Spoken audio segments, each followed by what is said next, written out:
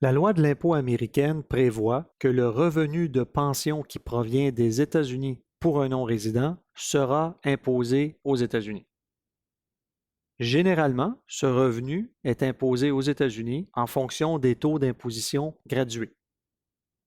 Les conventions fiscales modifient fréquemment ce traitement. De façon générale, les conventions fiscales réduisent le taux d'imposition sur les revenus de pension privés.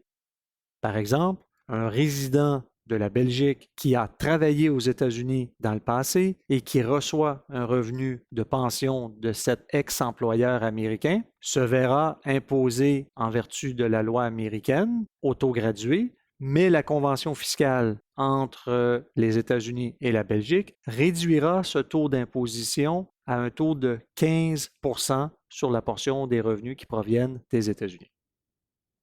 Il existe d'autres types de pensions.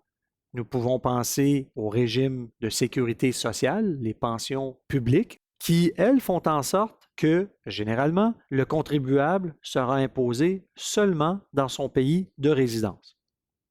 Par exemple, un résident du Canada qui reçoit un montant qui provient du Social Security Administration sera imposable uniquement au Canada sur ses revenus.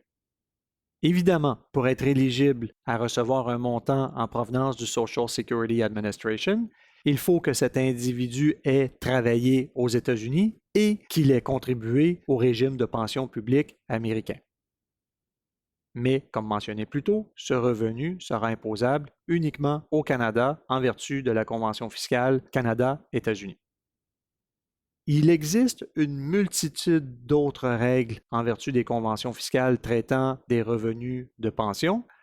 Nous pouvons penser, entre autres, à des situations où un revenu de pension pourrait être exempt d'impôt dans un pays.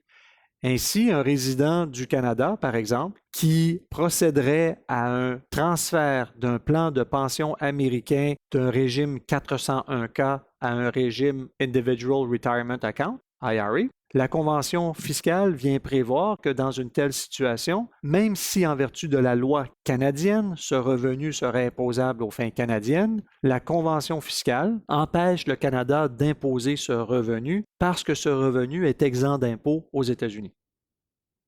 C'est donc le genre de règles que nous retrouvons dans l'article traitant des revenus de pension en vertu des différentes conventions fiscales que les États-Unis ont signées.